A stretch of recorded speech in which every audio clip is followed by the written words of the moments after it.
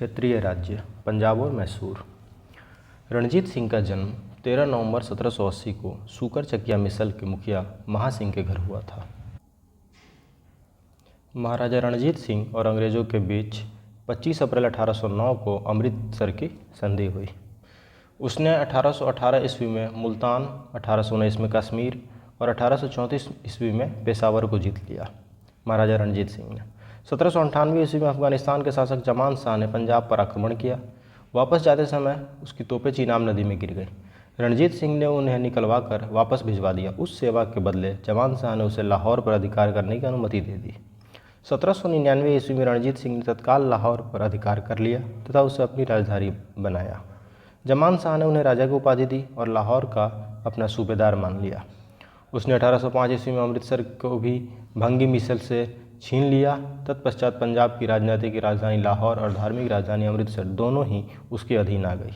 रणजीत सिंह एक योग्य शासक था। उन्होंने कहा था, ईश्वर की इच्छा थी कि मैं सब धर्मों को एक निगाह से देखूं, इसलिए उसने दूसरी आंख की रोशनी ले ली। अफगान अमीर शाह शुजा ने रणजीत सिंह को कोहिनूर हीरा प्रदान किया था। 1839 ईस्वी में रणजीत सिंह की मृत्यु के बाद उनका पुत्र खड़क सिंह सिंहासन पर बैठा। इसे अफीम खाने की आदत थी। इसके शासनकाल के दौरान शीघ्र ही दरबार में दो विरोधी दलों संधावलिया सरदार चैत सिंह, अतर सिंह, लहना सिंह तथा उनके भतीजे अजीत सिंह और डोगरा बंधुओं ध्यान सिंह, गुलाब सिंह और सुचेत सिंह की प्रतिद्वंदिता के कारण पंजाब में अराजकता फैल गई। चिलियांवाला का युद्ध 13 जनवरी 1849 को लड़ा गया। इस युद्ध में अंग्रेजी सेना का नेतृत्व लॉर्ड गफ ने किया तथा सिख सेना का नेतृत्व शेर सिंह ने किया। यह युद्ध अनिर्णित समाप्त हुआ। इस युद्ध के समय भारत का गवर्नर जनरल लॉर्ड डलहौजी था। ये चिलियांवाला युद्ध। महाराजा दलीप सिंह सिख साम्राज्य के अंतिम शासक थे। उन्होंने 1843 से 1849 ईस्वी तक शासन किया। दलीप सिंह ने सिख धर्म छोड़कर ईसाई धर्म को अपनाया था। इन्होंने रूस की यात्रा भी की थी। इनका निधन अक्टूबर 1893 में फ्रांस में हो गया था।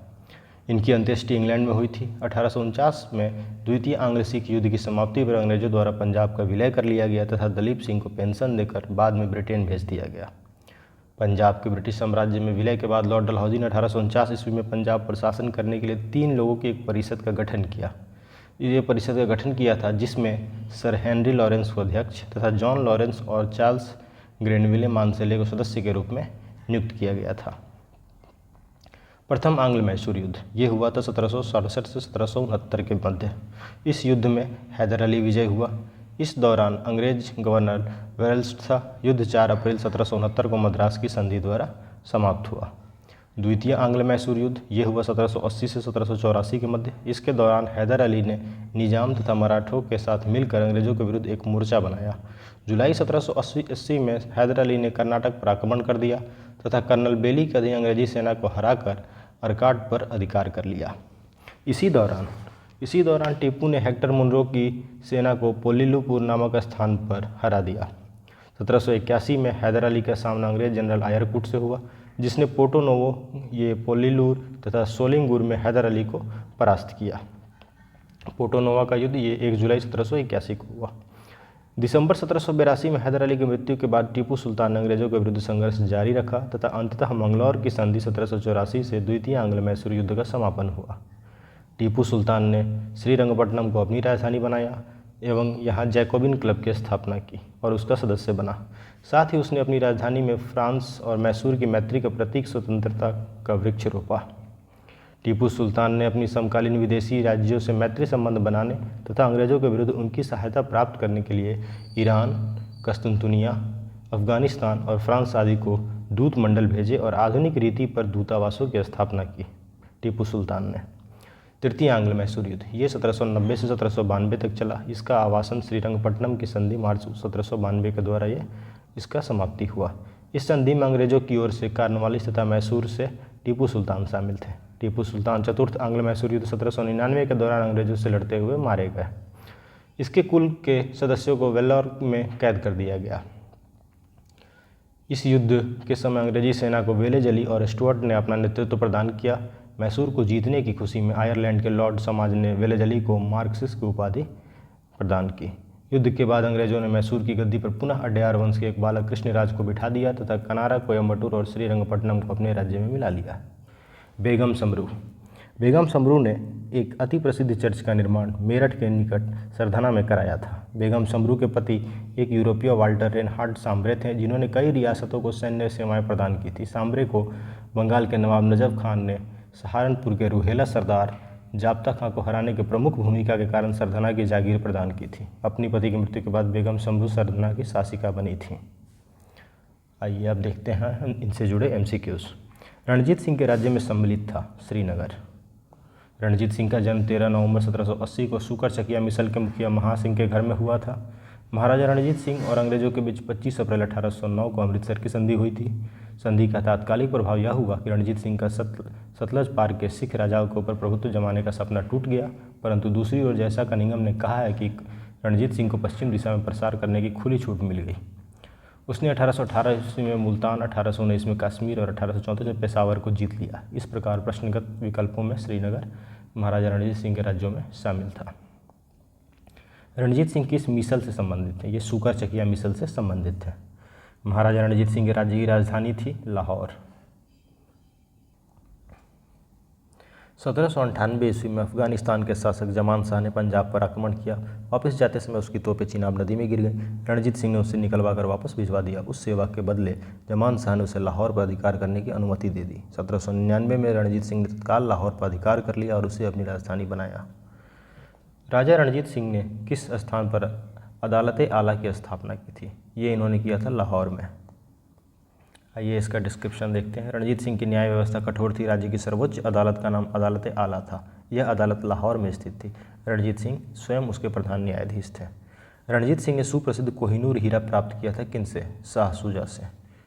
पंजाब अहमद शाह अब्दाली के साम्राज्य का जब भाग था, परंतु 1773 ईस्वी में उसकी मृत्यु के पश्चात मुल्तान, कश्मीर इत्यादि कुछ छोटे छोटे भागों को छोड़कर शेष पर सिख मिसलों का अधिकार हो गया।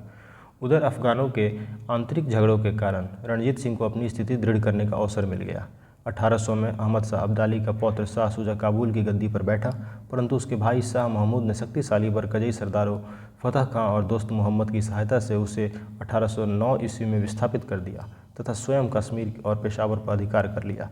इसी अवसर पर शाह शुजा ने काबुल का राज्य प्राप्त करने के लिए रणजीत सिंह को सहायता मांगी और उन्हें कोहिनूर हीरा भेंट किया। शाह शुजा के द्वारा रणजीत सिंह को दिया गया। निम्नलिखित में से किसने कहा था? ईश्वर की इच्छा थी कि मैं सभी धर्मों को एक निगाह से देखूं, इसलिए उसने दूसरी आंख की रोशनी ले ली। ये कहा गया था महाराजा रणजीत सिंह के द्वारा। इसमें डिस्क्रिप्शन में देखते हैं। इनका जन्म 13 नवंबर 1780 को सुकर चकिया मिसल के मुखिया महासिंह के घर हुआ था। वह 12 वर्ष के ही थे।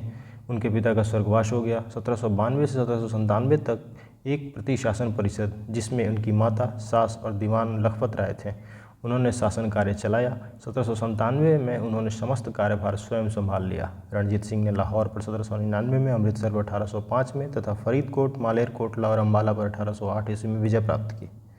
रणजीत सिंह एक योग्य शासक थे। उन्होंने कहा था, ईश्वर की इच्छा थी कि मैं सभी धर्मों को एक निगाह से देखूं, इसलिए उसने दूसरी आंख की रोशनी मेरी ले ली। महाराजा रणजीत सिंह के उत्तराधिकारी कौन थे? खड़क सिंह। महाराजा रणजीत सिंह के मृत्यु के बाद 1839 में उनकी मृत्यु के बाद उनका पुत्र खड़क सिंह सिंहासन पर बैठा। सिख राज्य का अंतिम राजा कौन था? दलीप सिंह। महाराजा दलीप सिंह सिंह साम्राज्य के अंतिम शासक थे। उन्होंने 1843 से 1849 ईस्वी तक शासन किया था। पंजाब के पूर्व महाराजा दलीप सिंह के विषय में निम्न में से कौन सा एक कथन सत्य है? 23 अक्टूबर 1893 को उनका निधन पेरिस में हुआ था, फ्रांस में। ये कथन सत्य है। पंजाब के पूर्व महाराजा दलीप सिंह का निधन 22 या कुछ अन्य स्रोतों के अनुसार 23 अक्टूबर को 1893 को पेरिस यानी कि फ्रांस में हो गया था। शेष सभी कथन असत्य हैं। दलीप सिंह ने सिख धर्म छोड़कर ईसाई धर्म को अपनाया था। उन्होंने रूस की यात्रा भी की थी। इनकी अंत्येष्टि इंग्लैंड में हुई थी। सिख साम्राज्य का अंतिम शासक कौन था? दलीप सिंह। पंजाब के सिख साम्राज्य का अंतिम शासक दलीप सिंह थे। 1849 ईस्वी में द्वितीय आंग्ल सिख युद्ध की समाप्ति पर अंग्रेजों द्वारा पंजाब का विलय कर लिया गया तथा दलीप सिंह को पेंशन देकर बाद में ब्रिटेन भेज दिया गया। पंजाब के विलय के पश्चात पंजाब पर शासन करने के लिए निम्न में से कौन 3 की परिषद का सदस्य नहीं था? चारों ऑप्शंस में से तो HM एलियट और रॉबर्ट मॉन्टगोमरी, ये दोनों उसमें नहीं थे, जबकि उसमें 3 की परिषद में थे sir Henry Lawrence, John Lawrence और एक और थे, उनका नाम यहाँ है। पंजाब के ब्रिटिश साम्राज्य में विलय के बाद लॉर्ड डलहौजी ने 1849 ईस्वी में पंजाब पर शासन करने के लिए 3 लोगों की एक परिषद का गठन किया, जिसमें सर हेनरी लॉरेंस को अध्यक्ष, जॉन लॉरेंस और चार्ल्स ग्रेनविल मानसेल, इनको सदस्य के रूप में नियुक्त किया गया था। एच.एम. इलियट और रॉबर्ट मॉन्टगोमरी इसमें नहीं थे, इस परिषद के सदस्य में। प्रथम आंग्ल मैसूर युद्ध 1766 से 1769 के बीच लड़ा गया। इसमें कौन विजयी हुआ? इसमें हैदर अली विजयी हुआ। आंग्ल मैसूर युद्ध प्रथम जो हुआ उसमें विजेता हुआ हैदर अली। प्रथम आंग्ल मैसूर युद्ध 1767 से 1769 के बीच अंग्रेजों और हैदर अली के मध्य हुआ था। निजाम मराठे एवं अंग्रेज हैदर के विरुद्ध एक त्रिगुट संधि में सम्मिलित हुए थे। हैदर ने अपनी कूटनीतिक सूझबूझ से इस त्रिगुट को भंग करने का प्रयास किया। उसने मराठों को धन लेकर और निजाम को प्रदेश का प्रलोभन देकर अपनी ओर मिला लिया और फिर कर्नाटक पर आक्रमण किया। अंग्रेजों की प्रारंभिक सफलता के कारण निजाम पुनः अंग्रेजों की ओर चला गया। हैदर अली ने उत्साहपूर्वक लड़ते हुए 1768 ईस्वी में मंगलौर पर अधिकार कर लिया। मार्च 1769 ईस्वी में उसकी सेनाएं मद्रास तक जा पहुंची। अंग्रेजों ने व्यवस्था में हैदर अली की शर्तों पर 4 अप्रैल 1769 को मद्रास की संधि की और प्रथम आंग्ल मैसूर युद्ध की समाप्ति हुई। निम्नलिखित में से कौन 1755 में डिंडीगुल मैसूर में आधुनिक शस्त्रागार की स्थापना किया था? हैदर अली के द्वारा किया गया था। 1742 में वेंकट राय के नेतृत्व में मैसूर सेना ने डिंडीगुल पर विजय प्राप्त की। 1755 ईस्वी में मैसूर के महाराजा ने स्थिति को संभालने के लिए हैदर अली को डिंडीगुल भेजा। 1755 ईस्वी में हैदर अली ने डिंडीगुल पर कब्जा कर लिया और इस किले को एक सैन्य चौकी में बदल दिया। बाद में हैदर अली मैसूर का वास्तविक शासक बन गया और 1777 ईस्वी में उन्होंने पुरसीन मीर साहिब को डिंडीगुल का गवर्नर नियुक्त किया।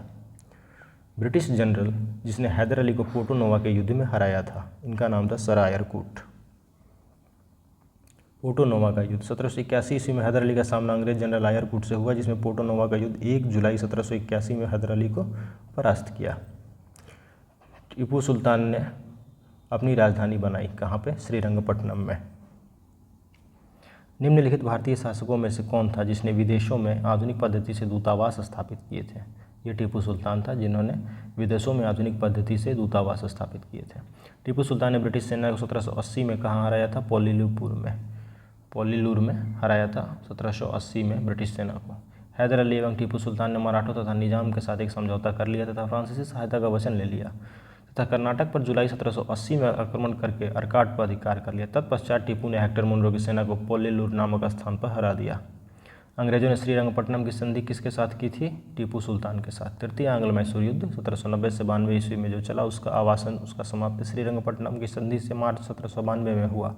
इस संधि में अंग्रेजों की ओर से कार्नवालिस तथा मैसूर से टीपू सुल्तान शामिल थे। इसके अनुसार टीपू को अपने राज्य का लगभग आधा भाग अंग्रेजों को तथा उनके साथियों को देना पड़ा। साथ ही युद्ध के हार जाने के रूप में टीपू को 3 करोड़ रुपए अंग्रेजों को देना था।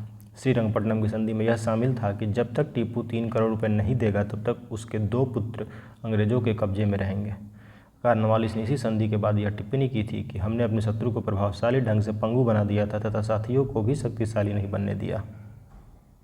टीपू सुल्तान अंग्रेजों के साथ युद्ध में कब मारा गया? 1799 में मारा गया। टीपू सुल्तान चतुर्थ आंग्ल मैसूर युद्ध 1799 के समाप्ति के दौरान अंग्रेजों के से लड़ते हुए मारा गया। सुमेलित करें। प्रथम आंग्ल मैसूर युद्ध 1767 से 1769 में हुआ। इस दौरान अंग्रेज गवर्नर वेल्स था। यह युद्ध 4 अप्रैल 1769 को मद्रास की संधि द्वारा समाप्त हुआ था। द्वितीय आंग्ल मैसूर युद्ध 1780 से 84 तक चला। इस दौरान अंग्रेज गवर्नर जनरल वॉरेन हेस्टिंग था। यह युद्ध 1784 ईस्वी के मंगलौर की संधि के साथ समाप्त हुआ। पहला मद्रास की संधि के साथ, दूसरा मंगलौर की संधि के साथ समाप्त हुआ। तृतीय आंग्ल मैसूर युद्ध 1790 से 92 तक चला। इस दौरान अंग्रेज गवर्नर जनरल लॉर्ड कार्नवालिस था। अंग्रेजों के विरुद्ध सहायता के लिए टीपू सुल्तान ने तुर्की से सहायता प्राप्त करने का प्रयत्न किया।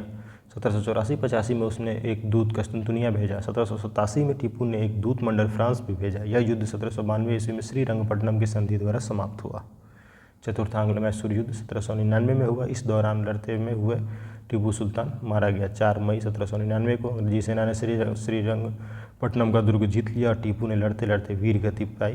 टीपू के कुल के सदस्यों को वेल्लोर में कैद कर दिया गया। सूची 1 और सूची 2 का मिलान करें। इलाहाबाद की संधि 1769 में नहीं, 1765 में हुई थी।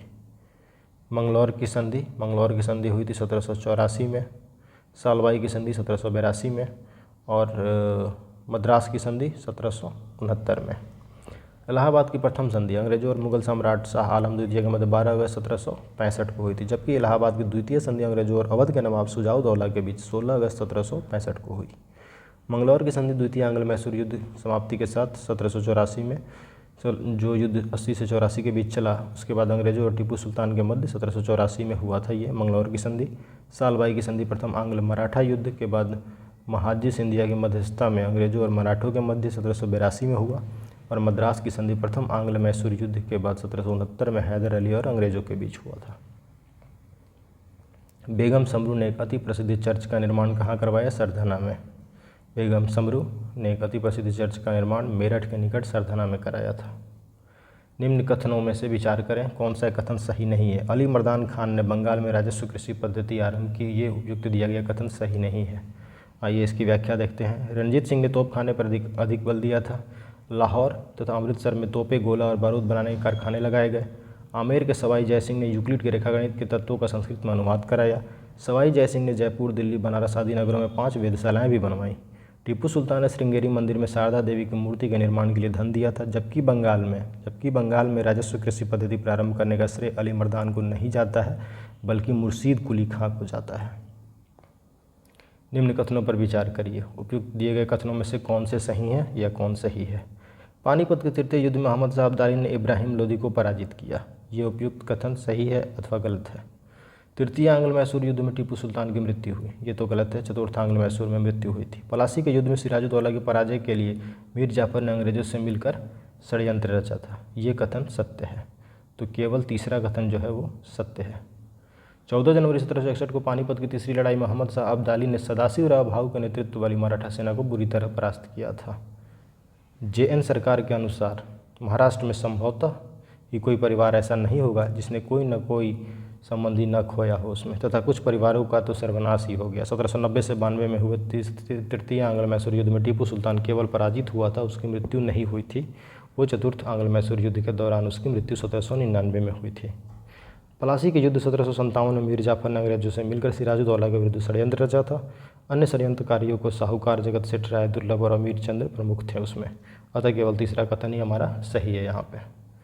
नेक्स्ट टॉपिक है हमारा गवर्नर जनरल और वाइसराय। इनका क्रम देखते हैं। क्लाइव के समय में असैनिक तथा सैनिक दोनों सुधार हुए। असैनिक सुधारों के अंतर्गत क्लाइव ने उपहार लेना और निजी व्यापार बंद करा दिया।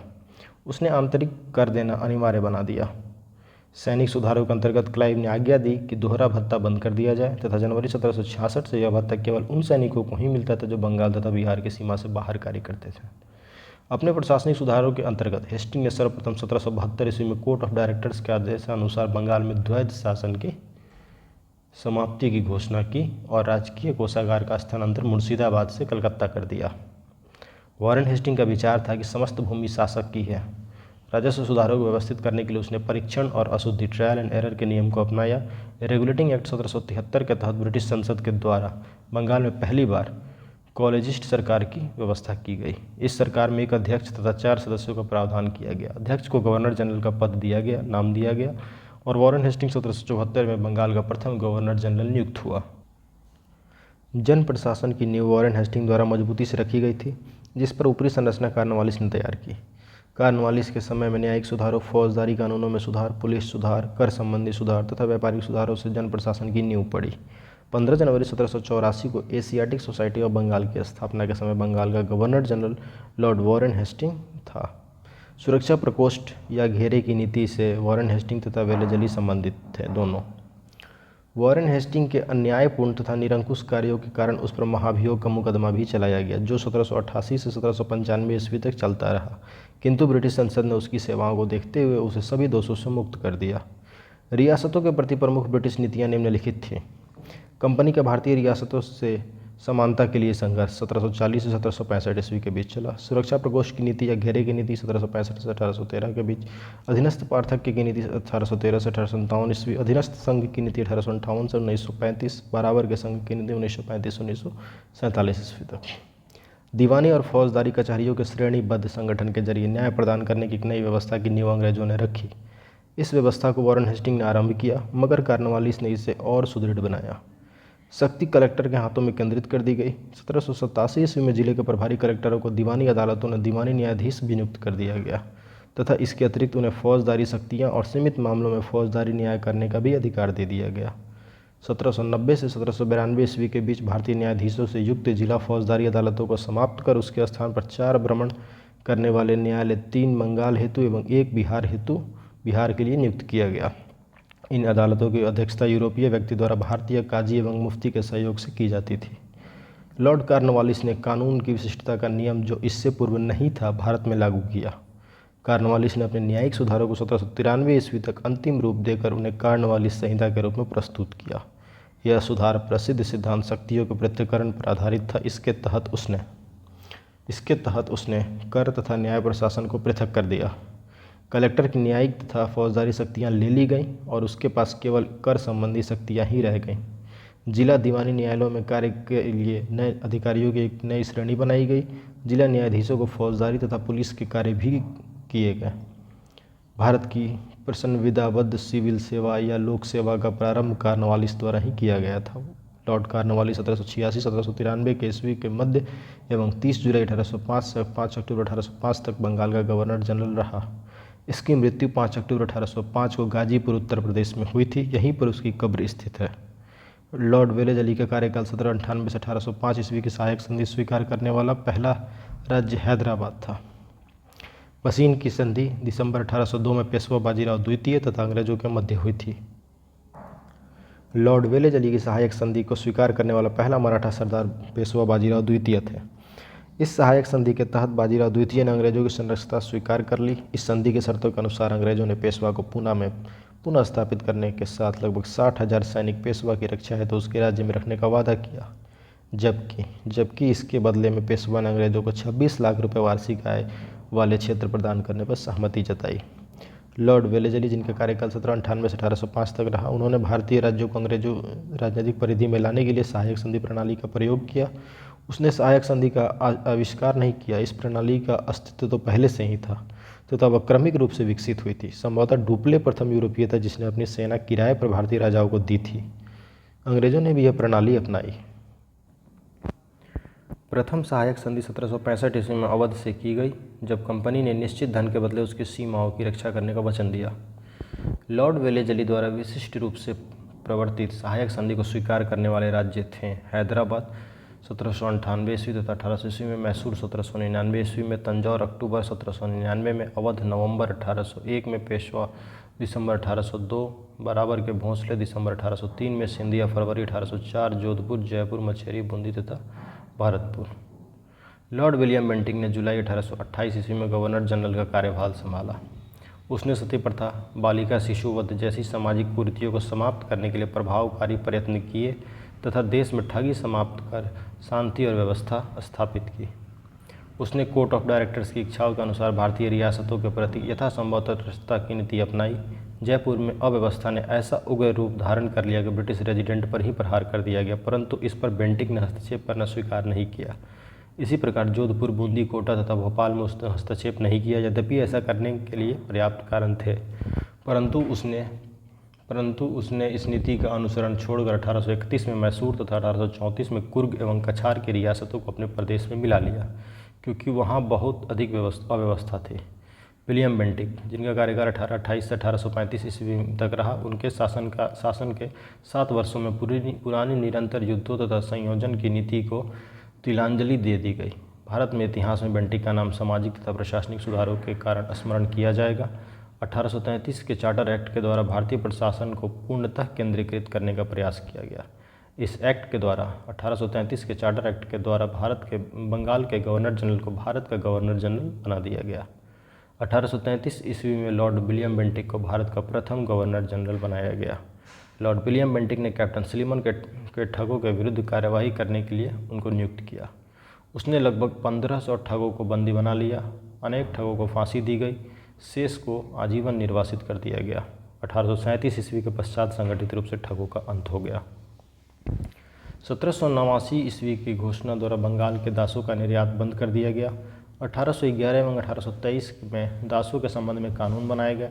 1833 के चार्टर एक्ट में दासता को शीघ्र समाप्त करने के लिए गवर्नर से कानून बनाने को कहा गया। 1843 ईस्वी में समस्त ब्रिटिश भारत से दासता को अवैध घोषित कर दिया गया। 1860 ईस्वी में भारतीय दंड संहिता के अंतर्गत दासता को अपराध घोषित कर दिया गया। आंग्ल नेपाल युद्ध जो 1814 से 16 के मध्य चला था, उसमें लॉर्ड हेस्टिंग के गवर्नर जनरल काल में 1813 से 23 में जो उनका कार्यकाल था उसमें हुआ, जो कि सुगौली की संधि से समाप्त हुआ था। सुगौली की संधि 2 दिसंबर 1815 को लेखबद्ध हुई थी, जिसे 4 मार्च 1816 को अनुमोदित किया गया था। 1854 ईस्वी में स्लीमन के स्थान पर जेम्स आउट्रम को अवध का ब्रिटिश रेजिडेंट बनाया गया था। उसने कहा कि अवध का प्रशासन बहुत दूषित है तथा जनता की अव्यवस्था बहुत शोचनीय है। आउट्रम की रिपोर्ट को ही फरवरी 1856 में अवध के अधिग्रहण का आधार बनाया गया। लॉर्ड डलहौजी 1848 से 56 जिनका कार्यकाल रहा, उसने अवध के नवाब वाजिद अली शाह पर कुशासन का आरोप लगाकर 13 फरवरी 1856 को उसका अंग्रेजी राज्य में विलय कर लिया। अवध के अतिरिक्त डलहौजी के व्यक्तिगत के सिद्धांत के अंतर्गत विलय किए गए प्रदेश इस प्रकार हैं: सतारा 1848 में, जैतपुर एवं संबलपुर 1849 में, बघाट 1850 में, उदयपुर 1852, झांसी 1854, नागपुर 1854 और करौली 1855 में। कोर्ट ऑफ डायरेक्टर्स ने करौली के व्यक्तिगत प्रस्ताव को अस्वीकार कर दिया। भारत में रेल निर्माण की दिशा में प्रथम प्रयास ब्रिटिश गवर्नर लॉर्ड डलहौजी द्वारा किया गया। प्रथम रेलवे लाइन 1853 में बम्बई से ठाणे के बीच डलहौजी के समय बिछाई गई। रेल यात्रा का प्रारंभ ग्रेट इंडियन पेनिनसुला रेलवे द्वारा किया गया था। भारत में रेलवे के विकास का मुख्य उद्देश्य कच्चे माल को देश के आंतरिक भागों से बंदरगाहों तक ले जाना था। इसका दूसरा उद्देश्य सेना को दूर दराज के क्षेत्रों तक पहुंचाना भी था, ताकि ब्रिटिश शासकों के प्रति होने वाले किसी भी विद्रोह को सरलता से कुचला जा सके। रेलवे का सर्वाधिक विस्तार 1900 के आसपास लॉर्ड कर्जन के समय हुआ। ब्रिटिश भारतीय राज्य क्षेत्र का अंतिम प्रमुख विस्तार लॉर्ड डफरिन के समय 1885 में तृतीय आंग्ल बर्मा युद्ध के दौरान 1 जनवरी 1886 को बर्मा को ब्रिटिश भारत में मिलाकर किया गया। डलहौजी से पूर्व सार्वजनिक निर्माण का कार्य एवं सैनिक बोर्ड पर था। इसके कार्यकाल में पहली बार एक अलग सार्वजनिक निर्माण विभाग बनाया गया और सार्वजनिक उपयोग के कार्य के लिए बहुत सा धन व्यय किया जाने लगा। ईश्वर चंद्र विद्यासागर के अथक प्रयासों के फलस्वरूप लॉर्ड कैनिंग के समय विधवा पुनर्विवाह अधिनियम 1856 पारित हुआ। इस अधिनियम के नियम 15 के तहत विधवा विवाह को वैध मान लिया गया और उस विवाह से उत्पन्न हुए बालक वैध घोषित किए गए। विधवाओं के कल्याण से जुड़े अन्य नेता थे पश्चिमी भारत के विष्णु शास्त्री और धोंदो केशव कर्वे ने 1899 में पूना में विधवा आश्रम की स्थापना की। 1857 ईस्वी के महान क्रांति का सबसे महत्वपूर्ण परिणाम था महारानी की उद्घोषणा। यह उद्घोषणा 1 नवंबर 1858 को इलाहाबाद में हुए दरबार में लॉर्ड कैनिंग द्वारा उद्घोषित की गई। इसमें ईस्ट इंडिया कंपनी के शासन की समाप्ति और भारत के शासन को सीधे ब्रिटिश शाही ताज के अंतर्गत लाए जाने की घोषणा की गई। इसके तहत लॉर्ड कैनिंग ब्रिटिश भारत का प्रथम वायसराय बना। महारानी विक्टोरिया को भारत की साम्राज्ञी 1877 ईस्वी में नियुक्त किया गया। जनवरी 1877 में आयोजित किए गए दिल्ली दरबार में उन्हें कैसर हिंद की उपाधि प्रदान की गई। प्रथम आंग्ल अफगान युद्ध 1839 से 1842 के मध्य हुआ। इस दौरान भारत के गवर्नर जनरल ऑकलैंड थे। लॉर्ड लीटन के समय द्वितीय आंग्ल अफगान युद्ध 1878 से 1880 के मध्य चला। 1843 के एक्ट 5 के द्वारा भारत में तत्कालीन गवर्नर जनरल लॉर्ड एलन ने दास प्रथा का उन्मूलन किया। इसके काल 1842 से जो 1844 तक चला, उसके दौरान अगस्त 1843 में सिंध को पूर्ण रूप से ब्रिटिश साम्राज्य में मिला लिया गया। सिंध का विलय हुआ। चतुराईपूर्ण निष्क्रियता या कुशल अकर्मण्यता की नीति, पॉलिसी ऑफ मास्टरली इनएक्टिविटी, आंग्ल अफगान संबंधों के संदर्भ में लॉर्ड एलन के काल में प्रारंभ होकर लॉर्ड नॉर्थब्रुक के काल तक चलती रही। इस काल को कुशल अकर्मण्यता की नीति का काल कहा जाता है। इस नीति को प्रायः जॉन लॉरेंस के नाम से विशिष्ट रूप से संबंधित किया जाता है, क्योंकि उसके वायसराय काल में इस नीति का अनुसरण करने का स्पष्ट अवसर मिला और इस नीति की रूपरेखा स्पष्ट रूप से निश्चित की गई। कुशल अकर्मण्यता शब्द का J.W.S. वाइली ने एडिनबरा रिव्यू के एक लेख में प्रयोग किया था। भारत में अंग्रेजों के समय में प्रथम जनगणना लॉर्ड मेयो के कार्यकाल में 1872 में प्रारंभ हुई, किंतु लॉर्ड रिपन के काल में नियमित जनगणना 1881 में शुरू हुई। लॉर्ड मेयो, जिनका कार्यकाल 1869 से 72 तक चला, उसकी हत्या अंडमान निकोबार द्वीप समूह में भ्रमण के दौरान शेर अली अफरीदी नामक एक कैदी द्वारा कर दी गई। मेयो प्रथम गवर्नर जनरल था जिसकी हत्या उसके कार्यकाल में की गई। 1876 ईस्वी में लीटन के वायसराय बनकर आने पर अफगानिस्तान के प्रति अपनाई गई नीति में परिवर्तन आया। कुशल अकर्मण्यता की नीति के स्थान पर अग्रगामी नीति का अनुसरण होने लगा। मेजर सेंडेमन की बलूचिस्तान में गवर्नर जनरल के एजेंट के रूप में नियुक्ति के साथ ही बलूचिस्तान के हस्तक्षेप न करने के स्थान पर हस्तक्षेप की नीति अपनाई गई थी। वर्नाक्यूलर प्रेस एक्ट या भारतीय भाषा समाचार पत्र अधिनियम 1878 ईस्वी में लॉर्ड लीटन के काल में पारित किया गया। इस अधिनियम को मुंह बंद करने वाला अधिनियम भी कहा गया। आर्स्किन पेरी ने इस अधिनियम को विपरीतगामी और असंगत तथा भारत की भावी प्रगति के लिए घातक पग बताया। श्री एस.एन. बनर्जी ने इसे आकाश से वज्रपात कहा है। Sir PC. इल्बर्ट वायसराय की परिषद के विधि सदस्य थे। इन्होंने 2 फरवरी 1883 को विधान परिषद में एक विधेयक प्रस्तुत किया जिससे इल्बर्ट बिल की संज्ञा दी गई। इस विधेयक का उद्देश्य था कि जाति भेद पर आधारित सभी न्यायिक अयोग्यताएं तुरंत समाप्त कर दी जाएं और भारतीय तथा यूरोपीय न्यायाधीशों की शक्तियां समान कर दी जाएं। जैसे ही ये विधेयक प्रस्तुत किया गया, एक बवंडर खड़ा हो गया। यूरोपीय लोगों ने इसे अपने विशेषाधिकारों पर कुठाराघात बताया। लॉर्ड रिपन को ब्रिटिश भारत के वायसराय में सबसे अधिक उदारवादी माना जाता है। उन्होंने 100 या उससे अधिक कार्यरत मजदूरों वाली फैक्ट्रियों में काम करने वाली महिलाओं तथा बच्चों के संबंध में कुछ उदारवादी नियम बनाए, जिन्हें प्रथम फैक्ट्री अधिनियम 1881 के नाम से जाना जाता है। ये लॉर्ड रिपन के द्वारा बनाया गया। इस अधिनियम के तहत 7 वर्ष से कम उम्र के बच्चों के फैक्ट्रियों में काम करने पर रोक एवं 7 से 12 वर्ष के बच्चों की कार्यावधि प्रतिदिन 9 घंटे तथा इन्हें महीने में 4 दिन की छुट्टी का प्रावधान किया गया। दूसरा फैक्ट्री अधिनियम 1891 में बनाया गया। इसमें सभी मजदूरों के लिए साप्ताहिक छुट्टी की व्यवस्था की गई। लॉर्ड मेयो के समय में सृजित स्थानीय शासन को वास्तविक स्थानीय शासन बनाने के लिए लॉर्ड रिपन ने उन्हें आवश्यक नियम प्रदान किए।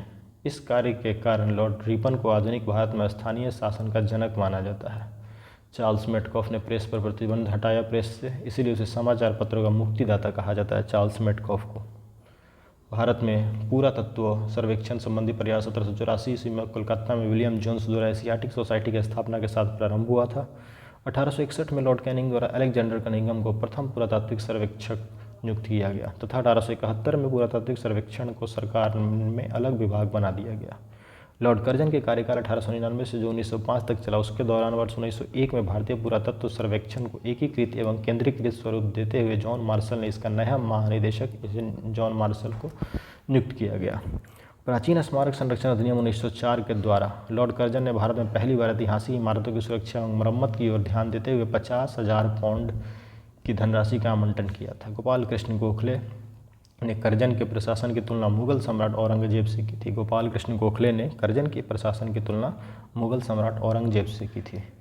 नवंबर 1905 में लॉर्ड कर्जन के स्थान पर लॉर्ड मिंटो को भारत का वायसराय नियुक्त किया गया तथा जॉन मार्ले को भारत सचिव नियुक्त किया गया। इनके द्वारा किए गए सुधारों को मार्ले मिंटो सुधार 1909 के नाम से जाना जाता है। इस अधिनियम के द्वारा मुसलमानों के लिए पृथक मताधिकार तथा पृथक निर्वाचक क्षेत्रों की स्थापना की गई। वायसराय लॉर्ड हार्डिंग के समय भारत की राजधानी का कलकत्ता से दिल्ली स्थानांतरण किया गया। लॉर्ड हार्डिंग के समय वायसराय लॉर्ड हार्डिंग ने 1911 में जॉर्ज पंचम एवं महारानी मेरी को भारत बुलाया तथा दिल्ली में भव्य दरबार का आयोजन किया, जिसे दिल्ली दरबार तृतीय के नाम से जानते हैं। इसी दरबार में बंगाल विभाजन को रद्द कर दिया गया तथा राजधानी का स्थानांतरण की घोषणा की गई कि बंगाल से इसे दिल्ली कर दिया गया राजधानी। आइए हम MCQs देखते हैं। निम्नलिखित कथनों पर विचार करिए, कौन से कथन उपयुक्त कथन में से सही हैं। रॉबर्ट क्लाइव बंगाल के प्रथम गवर्नर जनरल थे और द्वितीय कथन है विलियम बेंटिक भारत के प्रथम गवर्नर जनरल थे। दूसरे कथन तो सही है बिल्कुल। वॉरेन हेस्टिंग को 1774 में बंगाल का प्रथम गवर्नर जनरल नियुक्त किया गया था। 1833 में लॉर्ड विलियम बेंटिक को भारत का प्रथम गवर्नर जनरल बनाया गया। रॉबर्ट क्लाइव बंगाल का पहला गवर्नर था, गवर्नर जनरल नहीं था, गवर्नर नियुक्त किया गया था, जो इस पद पर 1758 से 60 एवं 1765 से 1767 ईस्वी तक इस अवधि में कार्यकाल रहा। भारत के प्रथम गवर्नर जनरल कौन थे? भारत के प्रथम गवर्नर जनरल थे लॉर्ड विलियम बेंटिक। भारत का प्रथम गवर्नर जनरल कौन था? भारत का प्रथम governor general Lord William Bentinck. ये उपयुक्त में से कोई नहीं, यहाँ पे उनका नाम नहीं है, इसलिए निम्नलिखित घटनाओं पर विचार करिए। क्लाइव का पुनः भारत आगमन, इलाहाबाद की संधि, बक्सर का युद्ध, वॉरेन हेस्टिंग का भारत का गवर्नर बनना। उपयुक्त घटनाओं के घटित होने का कालानुक्रम सही क्रम बताइए। तो बक्सर का युद्ध 22 अक्टूबर 1764 को लड़ा गया। क्लाइव का पुनः भारत में आगमन 1765 में हुआ 3 मई। इलाहाबाद की संधि 12 अगस्त 1765 में। वॉरेन हेस्टिंग का बंगाल का गवर्नर बनना 1772 में हुआ। वॉरेन हेस्टिंग को भारत का गवर्नर जनरल बताया गया है, जो कि गलत है। यह वह कलकत्ता प्रेसिडेंसी या बंगाल का गवर्नर 1772 में बना था तथा 1774 में बंगाल का गवर्नर जनरल बना था। तो यहाँ निकटतम सही उत्तर है विकल्प बी 3, 1, 2, 4। निम्न कथनों में से कौन सा कथन सही नहीं है? तो जन प्रशासन की नींव वॉरेन हेस्टिंग द्वारा मजबूती से रखी गई, जिस पर ऊपरी संरचना कॉर्नवालिस ने की। यह कथन सही है। ईस्ट इंडिया कंपनी के असैनिक और सैनिक सुधार के लिए का श्रेय क्लाइव को जाता है, ये भी सही है। लॉर्ड विलियम बेंटिक सबसे बड़े ब्रिटिश शासकों में से एक था, क्योंकि उसने भारत में ब्रिटिश साम्राज्य को संग्रहित किया, ये कथन गलत है।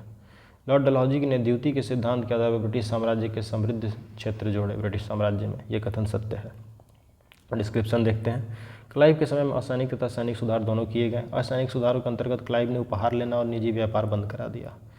उसने आंतरिक कर देना अनिवार्य बना दिया। सैनिक सुधारों के अंतर्गत क्लाइव ने आज्ञा दी कि दोहरा भत्ता बंद कर दिया जाए तथा जनवरी 1766 से यह भत्ता केवल उन सैनिकों को ही मिलता था जो बंगाल और बिहार की सीमा से बाहर कार्य करते थे।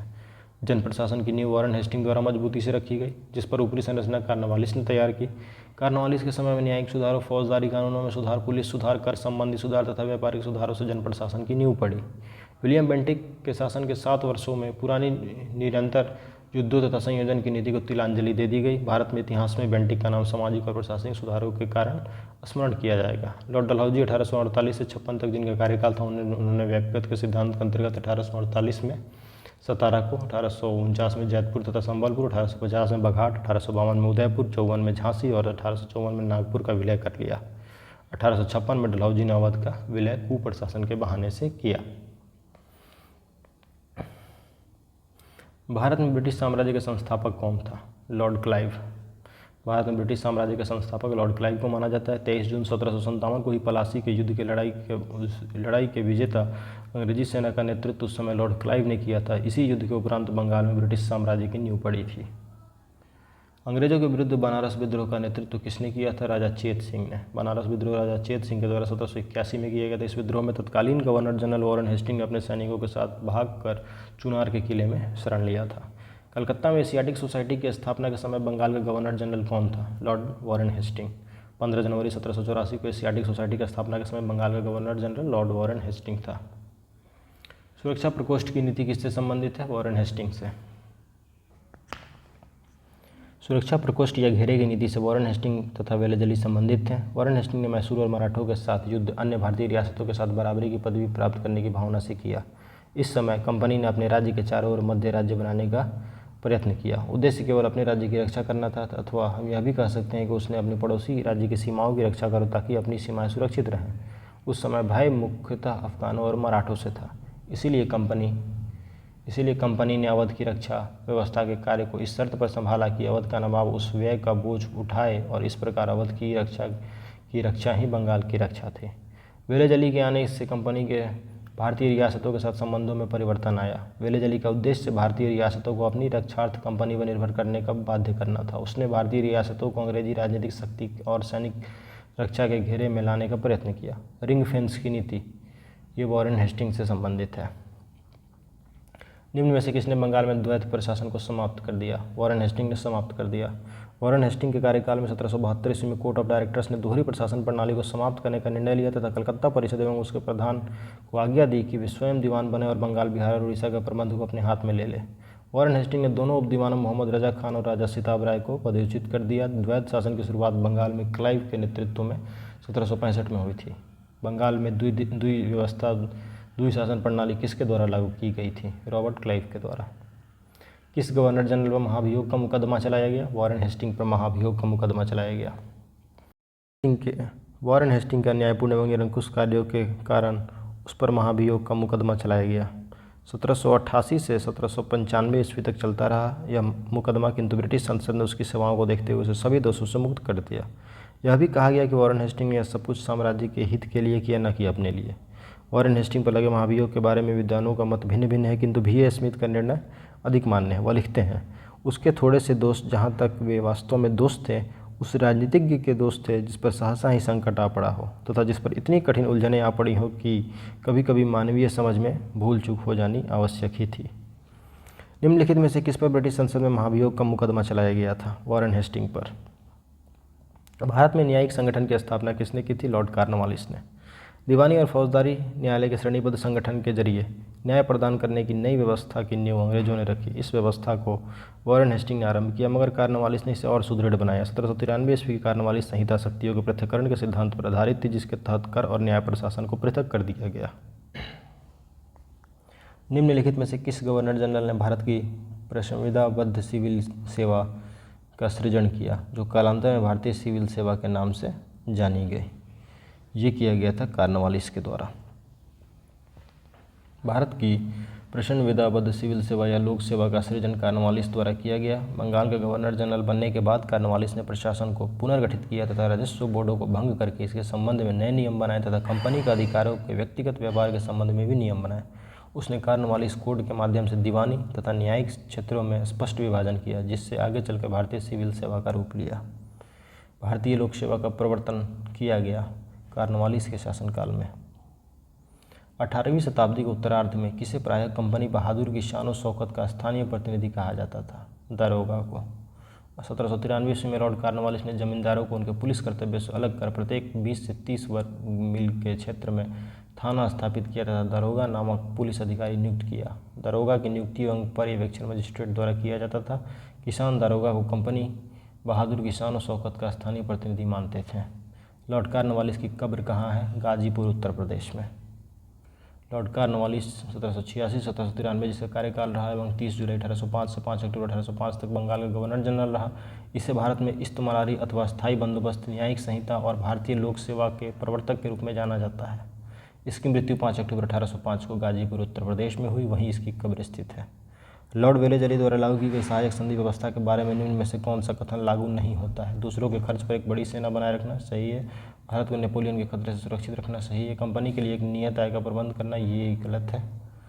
भारतीय रियासतों को ब्रिटिश सर्वोच्चता स्थापित करना ये सही है। लॉर्ड वेलेजली ने भारतीय राज्यों को अंग्रेज राजनीतिक परिधि में लाने के लिए सहायक संधि प्रणाली का प्रयोग किया। उस समय फ्रांस के विरुद्ध यूरोपीय शक्तियों का बना हुआ मोर्चा छिन्न भिन्न हो चुका था। नेपोलियन मिस्र तथा सीरिया को विजित कर चुका था और गंभीरतापूर्वक भारत पर आक्रमण करने की सोच रहा था। ऐसी परिस्थिति में वेलेजली ने भारत में सहायक संधि प्रणाली का प्रयोग किया, जिससे अंग्रेजी सत्ता की श्रेष्ठता स्थापित हो गई और नेपोलियन का भय भी टल गया। सहायक संधि की शर्तों में एक शर्त यह भी थी कि संधि को स्वीकार करने वाले रियासत कंपनी की एक सेना को रखेगी, जिसका सारा खर्चा राज्य को देना होगा। इस सेना को चलाने का अधिकार केवल कंपनी को होगा। सहायक संधि को स्वीकार करने वाला राज्य किसी भी यूरोपीय या अंग्रेजों के दुश्मनों की सहायता नहीं करेगा और उनके किसी भी व्यक्ति को नौकरी नहीं देगा। लॉर्ड वेलेजली की सहायक संधि को स्वीकार करने वाला पहला मराठा सरदार पेशवा बाजीराव द्वितीय। दौलतराव सिंधिया और जसवंत होलकर। दौलतराव सिंधिया और जसवंत होलकर दोनों पूना में अपने को सर्वश्रेष्ठ प्रदर्शित करना चाहते थे। बाजीराव द्वितीय सिंधिया का साथ दे रहा था। उसने 1801 में जसवंत के भाई की हत्या कर दी। परिणाम स्वरूप जसवंत होलकर की सेना ने पूना पर आक्रमण कर पेशवा और सिंधिया की संयुक्त सेना को पराजित कर दिया। बाजीराव द्वितीय ने भागकर बसीन में शरण ली और 31 दिसंबर 1802 को अंग्रेजों से बसीन की संधि की। संधि के अनुसार पेशवा बाजीराव द्वितीय ने अंग्रेजों की संरक्षता स्वीकार कर ली। यह संधि मराठों द्वारा अंग्रेजों के साथ की गई प्रथम सहायक संधि थी। 1802 की बसीन की संधि पर हस्ताक्षर किसके मध्य हुए थे? अंग्रेज और बाजीराव द्वितीय के मध्य। सहायक संधि को स्वीकार करने वाला पहला शासक कौन था? अवध का नवाब।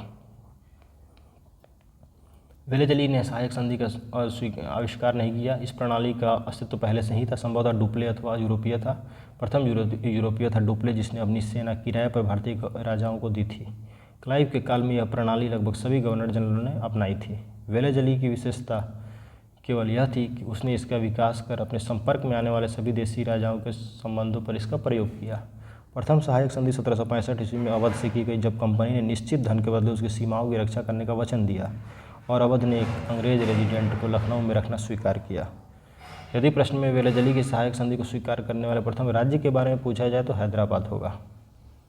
सहायक संधि को किसके काल में क्रियान्वित किया गया? लॉर्ड वेलेजली के। निम्न में सहायक संधि स्वीकार किसने नहीं की थी? लॉर्ड वेलेजली 1798 से 1805 जिसका कार्यकाल रहा, उसने भारतीय राज्यों को अंग्रेजी राजनीतिक परिधि में लाने के लिए सहायक संधि प्रणाली का प्रयोग किया। जिन राज्यों ने वेलेजली की सहायक संधि स्वीकार की वे हैदराबाद थे, मैसूर था, तंजौर था, अवध था, पेशवा, बराबर के भोसले, सिंधिया थे, इंदौर के होलकर थे, जोधपुर, जयपुर, मछेरी, बूंदी तथा भरतपुर। अतः यहाँ दिया गया प्रश्न में से कोई भी विकल्प सही नहीं, इसलिए हमारा उत्तर स्टार है। सहायक संधि व्यवस्था को स्वीकार करने वाले प्रथम भारतीय देशी शासक हैदराबाद के निजाम। निम्न पर विचार करिए। जिन्होंने लॉर्ड वेलेजली के साथ सहायक संधि की थी तथा उनके द्वारा किए गए संधियों का सही कालानुक्रम नीचे दिए गए कूट से बताइए। उपयुक्त में से दिया गया सही कालानुक्रम 1, 2, 3, 4 है। सबसे पहले हैदराबाद, फिर मैसूर, फिर अवध, फिर सिंधिया। भारतीय राज्यों पर अंग्रेजी प्रभुत्व स्थापित करने के लिए किसने प्रशासन में सहायक संधि प्रणाली का सूत्रपात किया? लॉर्ड वेलेजली ने किया। लॉर्ड वेलेजली ने भारतीय राज्यों को अंग्रेजी राजनीतिक परिधि में लाकर अंग्रेजों की प्रभुसत्ता स्थापित करने के लिए सहायक संधि प्रणाली का प्रयोग किया। इससे अंग्रेजी सत्ता की श्रेष्ठता और प्रभुसत्ता दोनों स्थापित हो गई। ईस्ट इंडिया कंपनी का राजपूत राज्यों से सहायक संधि करने का प्रमुख उद्देश्य क्या था? ईस्ट इंडिया कंपनी का प्रमुख उद्देश्य था अंग्रेजों की प्रभुसत्ता स्थापित करना। युग्मों में से कौन सा सही सुमेलित नहीं है? बक्सर का युद्ध 1764 बिल्कुल सही है। सहायक संधि 1863 ये गलत है। सहायक संधि का हुआ था सूत्रपात 1798 में। भारत में ईस्ट इंडिया कंपनी का एकाधिकार 1833 सही है। ब्रिटिश नागरिकों एवं कंपनियों के लिए भारत में व्यापार का खोला जाना 1813 ये भी सही है। उस समय जब नेपोलियन की शक्ति के सामने यूरोप में साम्राज्य धराशायी हो रहे थे, नीचे लिखे गए किन गवर्नर जनरल में से कौन था जिसने ब्रिटिश पताका फहराए रखा था? यह लॉर्ड वेलेजली था। लॉर्ड वेलेजली ने भारत की ओर 1797 ईस्वी में प्रस्थान किया, जो कि आंग्ल इतिहास में संभवतः सबसे अंधकारमय समय था। फ्रांस के विरुद्ध यूरोपीय शक्तियों का बना हुआ मोर्चा छिन्न भिन्न हो चुका था। नेपोलियन मिस्र तथा सीरिया को विजित कर चुका था तथा गंभीरतापूर्वक वो भारत पर आक्रमण करने की सोच रहा था। ऐसी परिस्थिति में वेलेजली ने भारत में सहायक संधि प्रणाली का प्रयोग किया, जिससे अंग्रेजी सत्ता की श्रेष्ठता स्थापित हो गई और नेपोलियन का भी भय टल गया। आंग्ल नेपाल युद्ध जिसके शासनकाल में हुआ वह कौन है? Lord Hastings. आंग्ल नेपाल युद्ध जो 1814 से 16 के मध्य हुआ, लॉर्ड हेस्टिंग के गवर्नर जनरल काल में हुआ, जो कि 1835 में सुगौली की संधि के साथ समाप्त हुआ। सुगौली की संधि 2 दिसंबर 1815 को लेखबद्ध हुई और उसका अनुमोदन 4 मार्च 1816 को किया गया था। सुगौली की संधि कब हुई थी? 1815 में। निम्न में से कौन सा सुमेलित नहीं है? हेक्टर मुनरो बक्सर का युद्ध सही है। लॉर्ड हेस्टिंग्स आंग्ल नेपाल युद्ध सही है। लॉर्ड वेलेजली चतुर्थ आंग्ल मैसूर युद्ध सही है। लॉर्ड कॉर्नवालिस तृतीय आंग्ल मराठा युद्ध गलत है। तो हमारा उत्तर है डी। तृतीय आंग्ल मराठा युद्ध जो था वो लॉर्ड हेस्टिंग के समय में हुआ, ना कि लॉर्ड कॉर्नवालिस के समय में। तो हमारा विकल्प डी सही है। तृतीय आंग्ल मराठा युद्ध संबंधित है लॉर्ड हेस्टिंग से। सर टॉमस मुनरो किन वर्षों में मद्रास के गवर्नर रहे थे? 1820 से 1827 के मध्य। सर टॉमस मुनरो 1820 से 27 तक मद्रास के गवर्नर रहे। दक्षिण भारत में भू राजस्व वसूली हेतु लागू की गई व्यवस्था रैयत बड़ी व्यवस्था थी। इस व्यवस्था के जन्मदाता टॉमस मुनरो और कैप्टन रीड थे, जिन्होंने सर्वप्रथम इसे तमिलनाडु के 12 महल जिले में लागू किया। तत्पश्चात ये व्यवस्था मद्रास, बंगाल के बम्बई के कुछ हिस्से, असम तथा कुर्ग जो आधुनिक कर्नाटक का एक भाग है उसमें लागू किया गया। मद्रास, बम्बई के कुछ हिस्से, असम तथा कुर्ग। तथा कथित कुशासन के आधार पर किसी गवर्नर जनरल ने मैसूर राज्य के प्रशासन को ले लिया? लॉर्ड विलियम बेंटिक ने। 1831 में मैसूर तथा 1834 में कुर्ग एवं कछार की रियासतों को अपने प्रदेश में मिला लिया, क्योंकि वहाँ कथित रूप से बहुत अधिक कुशासन एवं अव्यवस्था थी। ये लॉर्ड विलियम बेंटिक के द्वारा किया गया था। निम्नलिखित बंगाल के गवर्नर जनरल में से कौन एक तृतीय आंग्ल मैसूर युद्ध से संबंधित है? Lord Cornwallis. तृतीय आंग्ल मैसूर युद्ध 1790 से 92 के मध्य जो चला वो लॉर्ड कॉर्नवालिस से संबंधित है। इस युद्ध में कॉर्नवालिस ने स्वयं सेना की बागडोर संभाली थी। इस युद्ध में टीपू ने श्रीरंगपट्टनम की संधि कर ली थी, जिसके अनुसार टीपू को अपने राज्य का लगभग आधा भाग अंग्रेजों को देना था और उसके साथियों को देना पड़ा था। ठगों के दमन में निम्न में से कौन संबंधित था? Captain Sleeman. ठगों में हिंदू और मुसलमान दोनों धर्म के अनुयायी सम्मिलित थे, परंतु वास्तव में ये लोग काली, दुर्गा अथवा भवानी की पूजा करते थे तथा प्रायः अपने शिकार का सिर काटकर देवी के चरणों में बलि के रूप में चढ़ाते थे। उन्हें विश्वास था कि उनका यह धंधा विधि का विधान है तथा उसके शरीर की मृत्यु उनके भाग्य में उसी प्रकार लिखी होती थी। सती प्रथा के प्रश्न पर तो कुछ मतभेद था, किंतु ठगी के विषय में समस्त जनता ने सरकार का समर्थन किया। लॉर्ड विलियम बेंटिक ने कैप्टन स्लीमैन को ठगों के विरुद्ध कार्यवाही करने के लिए नियुक्त किया।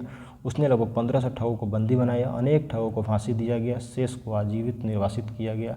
1837 ईस्वी में पश्चात संगठित रूप से ठगों का अंत हो गया। ठगों का उन्मूलन किसके नेतृत्व में हुआ था? Captain Sleeman. सती प्रथा पर पाबंदी किसने लगाई थी? William Bentinck. राजा राममोहन राय जैसे प्रबुद्ध भारतीय सुधारकों ने विलियम बेंटिक को इस प्रथा को अवैध घोषित करने की प्रेरणा दी। बहुत से समकालीन प्रगतिशील समाचार पत्रों ने इसका समर्थन किया और विलियम बेंटिक ने कानून बनाकर सती प्रथा को पूरी तरह प्रतिबंधित कर दिया। दिसंबर 1829 में नियम 17 द्वारा विधवाओं को जलाना अवैध घोषित कर दिया गया। आरंभ में यह कानून केवल बंगाल प्रेसिडेंसी में लागू किया गया। 1830 में यह नियम मुंबई और मद्रास प्रेसिडेंसी में भी लागू कर दिया गया। सती को गैर कानूनी किसने घोषित किया? William Bentinck. विलियम बेंटिक के द्वारा सती प्रथा किस वर्ष समाप्त की गई? 1829 में। इनमें से किस वर्ष बंगाल के दासों के निर्यात पर रोक लगा दिया गया? 1789 में। 1789 में घोषणा के द्वारा बंगाल से दासों का निर्यात बंद कर दिया गया। लॉर्ड डलहौजी द्वारा अवध का अंग्रेजी राज्य में विलय निम्न में से किस रीति से हुआ था? कुप्रशासन के कारण हुआ था। के नवाब वाजिद अली शाह पर कुशासन का आरोप लगाकर 13 फरवरी 1856 को अवध का अंग्रेजी राज्य में विलय कर लिया। अवध के अतिरिक्त डलहौजी के व्यक्तिगत के सिद्धांत के अंतर्गत विलय किए गए प्रदेश सतारा 1848, जैतपुर संबलपुर 1849, बघात 1850, उदयपुर 1852, झांसी 1854, नागपुर 1854 और करौली 1855 ईस्वी में थे। अगला प्रश्न है, बघात रियासत का ब्रिटिश में विलय कब हुआ? 1850। ब्रिटिश साम्राज्य में अवध का विलय कब हुआ था? 1856 ईस्वी में। विलय का सिद्धांत के तहत निम्न राज्यों के विलय पर विचार करिए और उन्हें कालानुक्रम में व्यवस्थित करिए। तो सबसे पहले विलय हुआ सतारा का, इसके बाद हुआ बघात का, फिर हुआ उदयपुर और सबसे बाद में हुआ झांसी का। तो हमारा आंसर होगा 1, 3, 4, 2। अधोलिखित युग में कौन सुमेलित है? 1856 अवध का विलय, ये बिल्कुल सही है। निम्न में से किसने विलय की नीति नियोजित एवं क्रियान्वित की? डलहौजी के द्वारा किया गया। ब्रिटिश द्वारा कुशासन का बहाना बनाकर निम्नलिखित प्रांतों में से किस एक का शासक हटा दिया गया? अवध का। भारत में ब्रिटिश शासन के दौरान निम्नलिखित राज्यों के विलय क्रम पर विचार करिए। सबसे पहले सतारा, उसके बाद संबलपुर और उसके बाद में झांसी। तो हमारा क्रम है 3, 2, 1। लॉर्ड डलहौजी की विलय नीति का प्रथम शिकार कौन हुआ था? सतारा। जेम्स एंड्रूज रैमजे भारत के किस गवर्नर जनरल का वास्तविक नाम था? ये नाम था लॉर्ड डलहौजी का। 1848 ईस्वी में लॉर्ड डलहौजी, जिसे अर्ल ऑफ डलहौजी भी कहा जाता है, गवर्नर जनरल बनकर भारत आया। उसका वास्तविक नाम जेम्स एंड्रूज ब्राउन रैमजे था। अंग्रेजों द्वारा सिंध विजय कब संपन्न हुआ, किसके समय? ये हुआ लॉर्ड एलनबरो के समय। अगला प्रश्न है, सिंध पर ब्रिटिश ने कब्जा किया 1843 में, एलनबरो के समय। सिक्किम का भारत में विलय किसने किया? लॉर्ड डलहौजी ने किया। सिक्किम, जो नेपाल और भूटान राज्यों के मध्य स्थित एक छोटा सा राज्य था, उसके राजा पर यह दोष लगाया गया कि उसने 2 अंग्रेज डॉक्टरों के साथ दुर्व्यवहार किया है। लॉर्ड डलहौजी के शासनकाल में उस राज्य के कुछ दूरवर्ती प्रदेश, जिसमें दार्जिलिंग भी सम्मिलित था, उसको भारत में मिला लिया गया। निम्नलिखित में से कौन अवध का ब्रिटिश रेजिडेंट था जब अवध का ब्रिटिश साम्राज्य में विलय हुआ? उस समय ब्रिटिश रेजिडेंट था जेम्स आउटरम। 1854 में स्लीमैन के स्थान पर जेम्स आउटरम को अवध का ब्रिटिश रेजिडेंट बनाया गया था। उसने कहा कि अवध का प्रशासन बहुत दूषित है तथा जनता की अव्यवस्था बहुत शोचनीय है। आउटरम की रिपोर्ट को ही फरवरी 1856 में अवध के अधिग्रहण का आधार बनाया गया। 1857 के विद्रोह के समय लखनऊ में ब्रिटिश रेजिडेंट हेनरी लॉरेंस था, जो विद्रोहियों के हाथों मारा गया था। भारत में प्रथम रेलवे लाइन किस ब्रिटिश गवर्नर के समय बिछाई गई थी? लॉर्ड डलहौजी के समय। भारत में रेल निर्माण की दिशा में प्रथम प्रयास ब्रिटिश गवर्नर लॉर्ड डलहौजी द्वारा किया गया। प्रथम रेल लाइन 1853 में बम्बई से ठाणे के बीच डलहौजी के समय बिछाई गई। भारत में प्रथम रेल लाइन का निर्माण किन नगरों के बीच हुआ था? बम्बई से ठाणे, बम्बई और ठाणे के मध्य। भारत में पहली रेलवे लाइन कब शुरू हुई? 1853 में। किस कंपनी ने सर्वप्रथम भारत में रेल यात्रा प्रारंभ की? ग्रेट इंडियन पेनिनसुला रेलवे के द्वारा प्रारंभ किया गया था। ब्रिटिश भारतीय राज्य क्षेत्र का अंतिम प्रमुख विस्तार डफरिन के समय हुआ था। 1885 ईस्वी में तृतीय आंग्लो बर्मा युद्ध हुआ और 1 जनवरी 1886 को संपूर्ण बर्मा को ब्रिटिश भारत में मिला लिया गया, जो ब्रिटिश भारतीय राज्य क्षेत्र का अंतिम प्रमुख विस्तार था। इस समय वायसराय लॉर्ड डफरिन था। पब्लिक वर्क्स डिपार्टमेंट को 1844 से 1855 के दौरान स्वरूप देने वाले कौन थे? लॉर्ड डलहौजी के कार्यकाल में। डलहौजी से पूर्व सार्वजनिक निर्माण का कार्य एक सैनिक बोर्ड पर था। इसके कार्यकाल में पहली बार एक अलग सार्वजनिक निर्माण विभाग बनाया गया और सार्वजनिक उपयोग के कार्य के लिए बहुत सा धन व्यय किया जाने लगा। विधवा पुनर्विवाह अधिनियम किसके शासनकाल में क्रियान्वित किया गया? लॉर्ड कैनिंग के समय। ईश्वर चंद्र विद्यासागर के अथक प्रयासों के फलस्वरूप लॉर्ड कैनिंग के समय 26 जुलाई 1856 को विधवा पुनर्विवाह अधिनियम 1856 अधिनियमित हुआ। इस अधिनियम को लॉर्ड डलहौजी के समय प्रारूपित और प्रस्तुत किया गया था। इस अधिनियम के नियम 15 के तहत विधवा विवाह को वैध माना गया और उस विवाह से उत्पन्न हुए बालक को भी वैध घोषित किया गया। 1 नवंबर 1858 को महारानी विक्टोरिया का घोषणा पत्र इलाहाबाद में पढ़कर सुनाया था। किसने? लॉर्ड कैनिंग ने। 1857 की महान क्रांति का सबसे महत्वपूर्ण परिणाम था महारानी की उद्घोषणा। यह उद्घोषणा 1 नवंबर 1858 को इलाहाबाद में हुए दरबार में भारत में प्रथम वायसराय लॉर्ड कैनिंग के द्वारा उद्घोषित की गई। निम्न में से कौन एक भारत का प्रथम वायसराय था? Lord Canning. 1 नवंबर 1858 को महारानी विक्टोरिया का घोषणा पत्र सुनाया था पढ़कर लॉर्ड कैनिंग ने। कहाँ पे? इलाहाबाद में। अपने पुत्र के स्थान पर दूसरे उत्तराधिकारी को गोद लेने के अधिकार को पुनः स्थापित किया गया था 1858 की साम्राज्ञी की घोषणा ने। इसके द्वारा महारानी की घोषणा 1 नवंबर 1858 के इलाहाबाद में हुए दरबार में लॉर्ड कैनिंग द्वारा उद्घोषित की गई। इसमें भारतीय देशी राज्यों के प्रति नीति को भी व्यापक रूप से परिवर्तित किया गया और ब्रिटिश साम्राज्य के लिए संभावित किसी संकटापन्न स्थिति से बचाव के लिए उनका प्रयोग करने हेतु उन्हें तैयार किया गया। विजय और विलय की नीति का पूर्णतः परित्याग कर दिया गया और देशी राज्यों के शासकों को उत्तराधिकारी गोद लेने की अनुमति दे दी गई। महारानी विक्टोरिया को भारत की साम्राज्ञी नियुक्त किया गया 1877 में।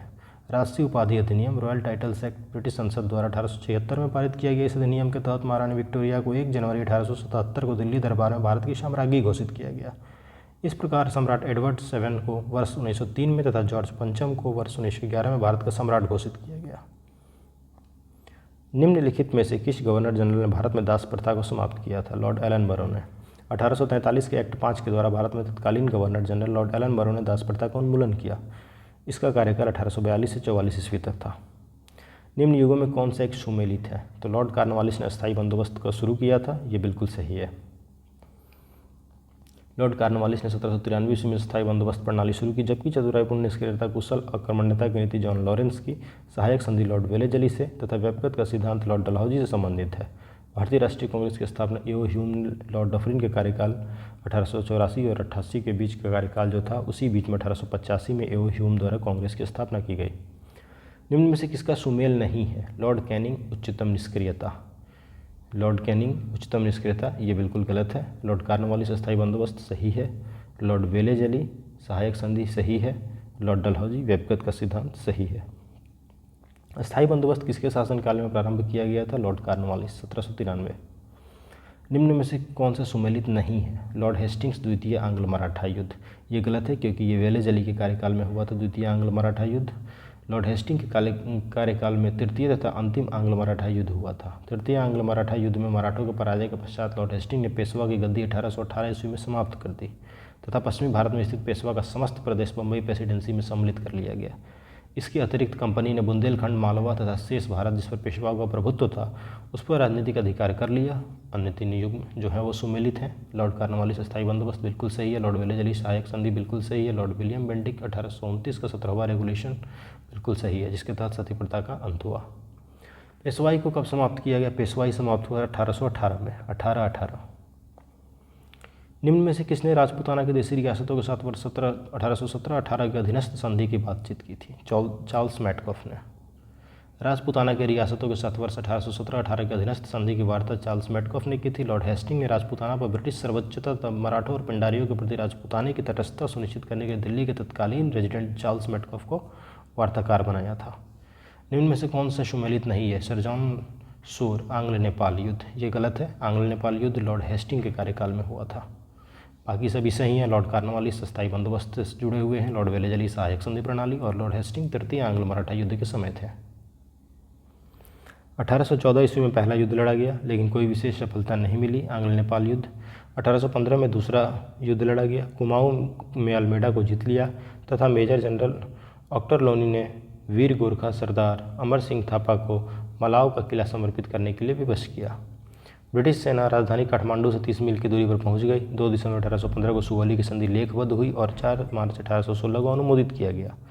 कुमाऊं, गढ़वाल और शिमला जिले अंग्रेजों को सौंपे गए। निम्न में से कौन एक सही सुमेलित है? लॉर्ड वेलेजली चतुर्थ आंग्ल मैसूर युद्ध के समय। ये बिल्कुल सही है। लॉर्ड एलन बरो सिंध का अंग्रेजी राज्य में अगस्त 1843 में विलय, सिंध विजय। लॉर्ड डलहौजी कुशासन के आरोप में 1856 में अवध का विलय। लॉर्ड वेलेजली चतुर्थ आंग्ल मैसूर युद्ध के समय। लॉर्ड हेस्टिंग तृतीय आंग्ल मराठा युद्ध के समय। निम्न में से कौन सा युग सही सुमेलित नहीं है? लॉर्ड लीटन प्रथम आंग्ल अफगान युद्ध का प्रारंभ होना। ये गलत है क्योंकि उस समय ऑकलैंड थे। प्रथम आंग्ल अफगान युद्ध के मध्य हुआ 1839 और 42 के मध्य। इस दौरान भारत के गवर्नर जनरल ऑकलैंड थे। बाकी लॉर्ड डलहौजी अवध का विलय सही है। लॉर्ड डफरिन भारतीय राष्ट्रीय कांग्रेस की स्थापना के समय थे, बिल्कुल सही है। Lord William Bentinck charter act 1833 का पारित होना उस समय थे। निम्न में से कौन चतुराईपूर्ण निष्क्रियता की नीति के साथ जुड़ा हुआ है? John Lawrence. चतुराईपूर्ण निष्क्रियता John Lawrence.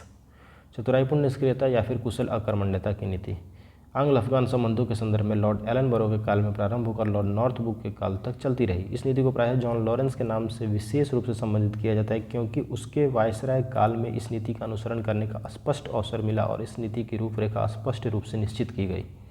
John Lawrence. Bharat में अंग्रेजों के समय प्रथम जनगणना हुई लॉर्ड मेयो के कार्यकाल में। भारत में अंग्रेजों के समय में प्रथम जनगणना लॉर्ड मेयो, जिनका कार्यकाल 1869 से 1872 तक था, उसके काल में 1872 में प्रारंभ हुई, किंतु लॉर्ड रिपन के काल में यह नियमित रूप से जनगणना 1881 में शुरू हुई। वह कौन व्यक्ति था जिसने भारत में पहली बार जनसंख्या की जनगणना करवाई? ये लॉर्ड मेयो था। किस वायसराय की हत्या अंडमान निकोबार द्वीप समूह में जब वे भ्रमण पर थे एक दंडित अपराधी द्वारा की गई? ये थे लॉर्ड मेयो। लॉर्ड मेयो, जिनका कार्यकाल 1869 से 1872 ईस्वी तक था, उनकी हत्या अंडमान निकोबार द्वीप समूह के में भ्रमण के दौरान एक कैदी के द्वारा कर दी गई। मेयो प्रथम गवर्नर जनरल थे जिनके कार्यकाल के दौरान ही मृत्यु हो गई।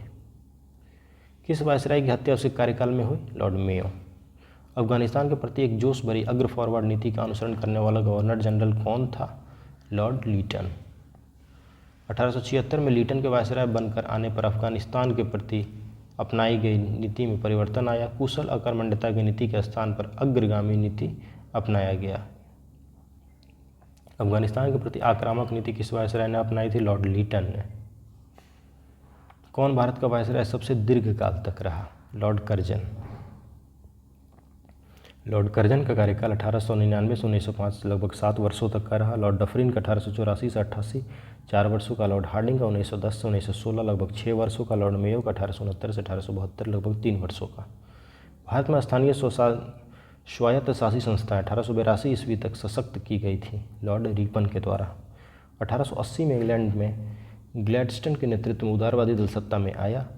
ग्लैडस्टन यूरोप में स्वतंत्रता का समर्थक था। उसने अपनी भारत के प्रति नीति को इन शब्दों में वर्णन किया: हमारा भारत में रहने का अधिकार इस तर्क पर है कि हमारा वहाँ रहना भारतीयों के लिए हितकर है और साथ ही यह कि भारतीय यह अनुभव करे कि यह हितकर है।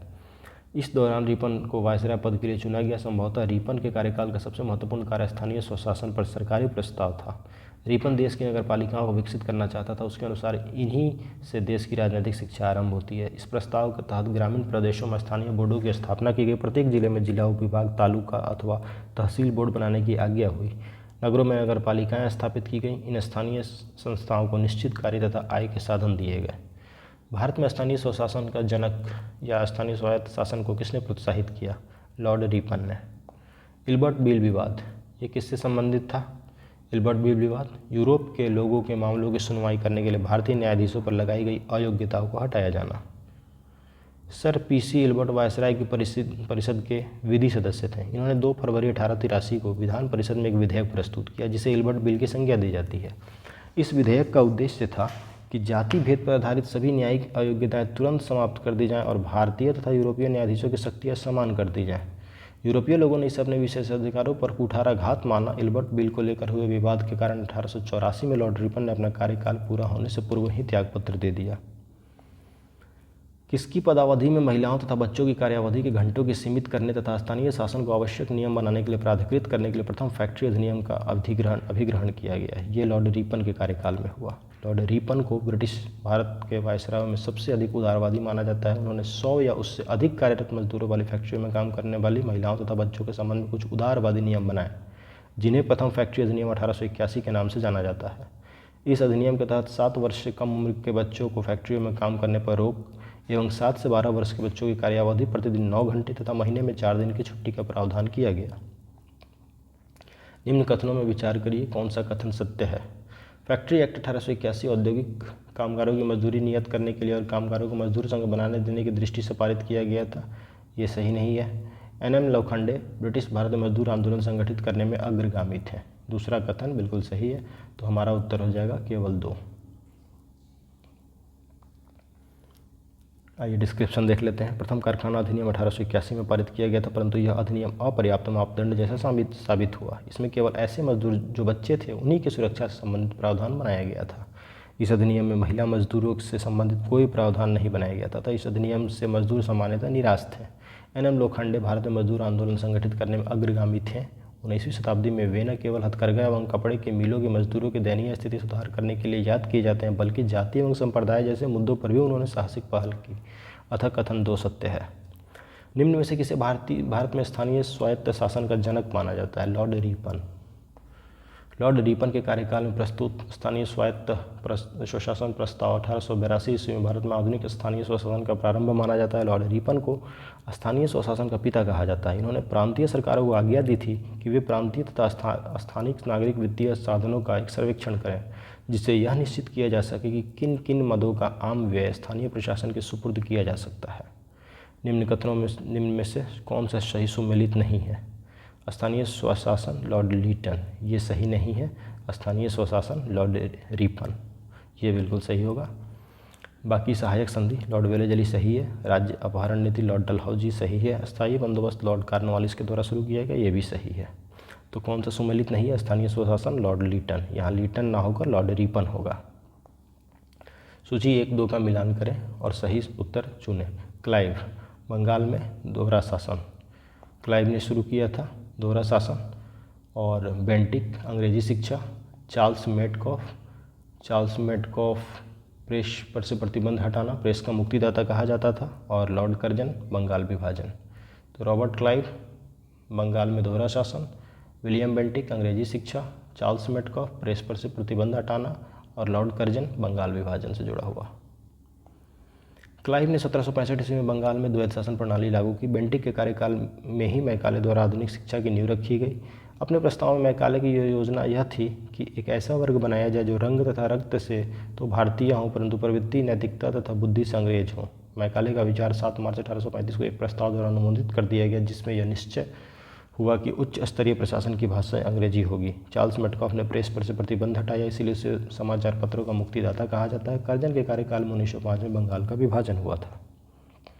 सूची 1 और सूची 2 का मिलान करें। लॉर्ड डलहौजी, व्यक्तिगत का सिद्धांत।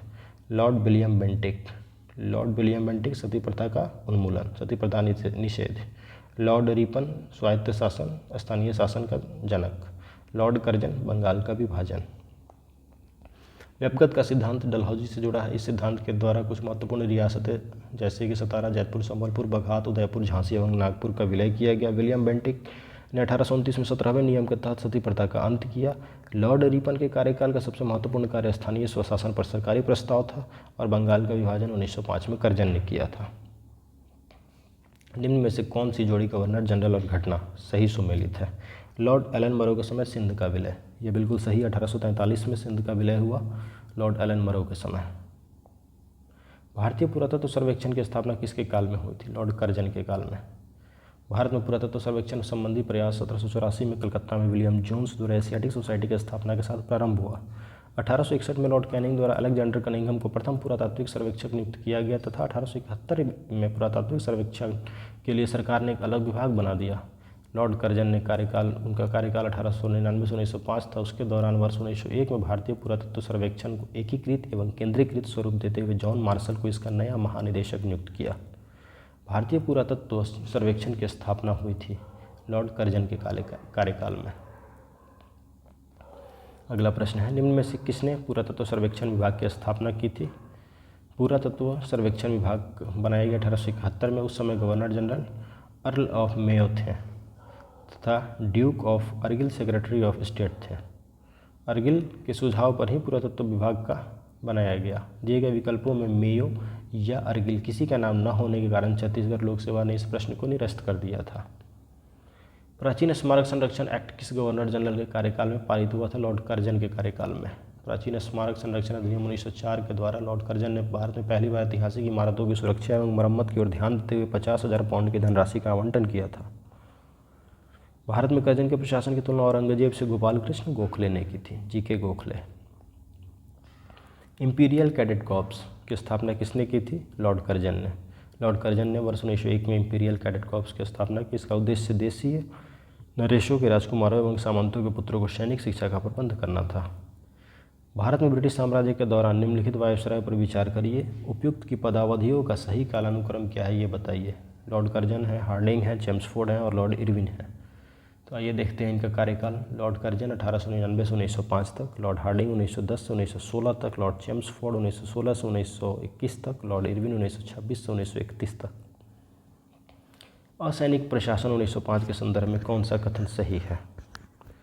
पहला कथन है लॉर्ड कर्जन ने प्रांतीय सीमाओं को पुनर्गठित करने का निर्णय लिया। दूसरा कथन है पूर्वी बंगाल और असम नामक एक नया प्रांत बनाया गया। ये उपयुक्त में से दिए गए दोनों कथन सही हैं, 1 और 2।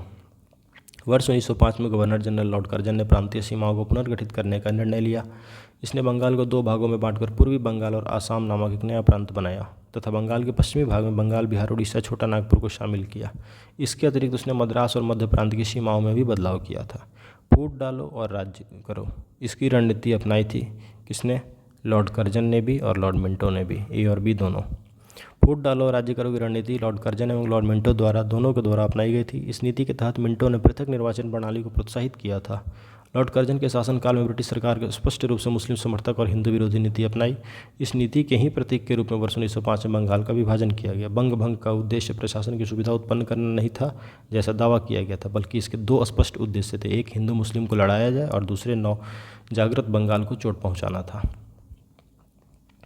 मुझे विश्वास है कि कांग्रेस अपने विनाश की तरफ जा रही है और मैं यह बड़ी इच्छा भारत में रहते होगी कि इसके शांतिप्रिय निधन के लिए इसका सहायक बनूं।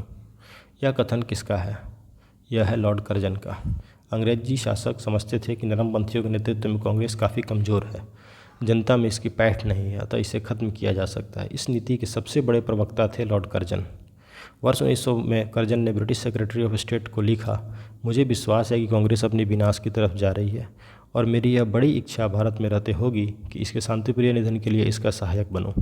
वर्ष 1903 में उन्होंने मद्रास गवर्नर को लिखा, जब से मैं भारत आया हूं मेरी नीति यही रही है कि किसी भी तरह कांग्रेस को नपुंसक बना दूं।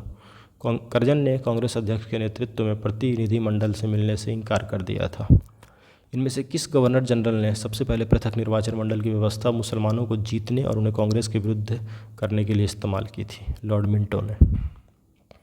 नवंबर 1905 में लॉर्ड कर्जन के स्थान पर लॉर्ड मिंटो को भारत का वायसराय नियुक्त किया गया तथा जॉन मार्ले को भारत सचिव नियुक्त किया गया। इनके द्वारा किए गए सुधारों को मार्ले मिंटो सुधार 1909 के नाम से जाना जाता है। इस अधिनियम के द्वारा मुसलमानों के लिए पहली बार पृथक मताधिकार तथा पृथक निर्वाचक क्षेत्रों की स्थापना की गई। इसका उद्देश्य मुसलमानों को कांग्रेस के विरुद्ध करना था। निम्न में से कौन भारत का एकमात्र यहूदी वायसराय था? Lord reading. भारत का एकमात्र यहूदी वायसराय लॉर्ड रीडिंग था, जिसका कार्यकाल 1921 से 1926 तक था। इसी के समय चौरी चौरा कांड, स्वराज पार्टी का गठन और रॉलेट एक्ट का निरासन हुआ। निम्न युगों में कौन सा एक सही सुमेलित नहीं है? वर्नाक्यूलर प्रेस एक्ट कर्जन, ये सही नहीं है। वर्नाक्यूलर प्रेस एक्ट या भारतीय भाषा समाचार पत्र अधिनियम 1878 में लॉर्ड लीटन के कार्यकाल में पारित किया गया, ना कि कर्जन के कार्यकाल में। इस अधिनियम को मुंह बंद करने वाला अधिनियम भी कहा गया। सरकार अवांछनीय विषयों को प्रकाशित करने के अपराध में संबंध पत्र को चेतावनी दे सकती थी अथवा उससे जमानत ले सकती थी। जमानत को जब्त कर सकती थी। यदि यह अपराध पुनः किया जाता था तो सरकार छापा खाने को भी जब्त कर सकती थी। अर्स्किन पेरी ने इस अधिनियम को विपरीतगामी और असंगत तथा भारत की भावी प्रगति के लिए घातक पग बताया। एस.एन. बनर्जी ने इसे आकाश से वज्रपात कहा है। इस अधिनियम के अधीन सोम प्रकाश, भारत मिहिर, ढाका प्रकाश, सहचर तथा अनेक समाचार पत्रों के विरुद्ध मामले दर्ज किए गए। प्रश्नगत अन्य तीनों युग सुमेलित हैं। तो वर्नाक्यूलर प्रेस एक्ट हो जाएगा लॉर्ड लीटन, ना कि कर्जन। और Pitt's India act Warren Hastings सही है। डॉक्ट्रिन ऑफ लैप्स डलहौजी की नीति सही है। एल्बर्ट बिल विवाद रिपन से जुड़ा हुआ है, सही है। निम्न में से कौन एक युग सुमेलित नहीं है? वर्नाक्यूलर प्रेस एक्ट कर्जन, ये गलत है। वर्नाक्यूलर प्रेस एक्ट लीटन, ये सही होगा।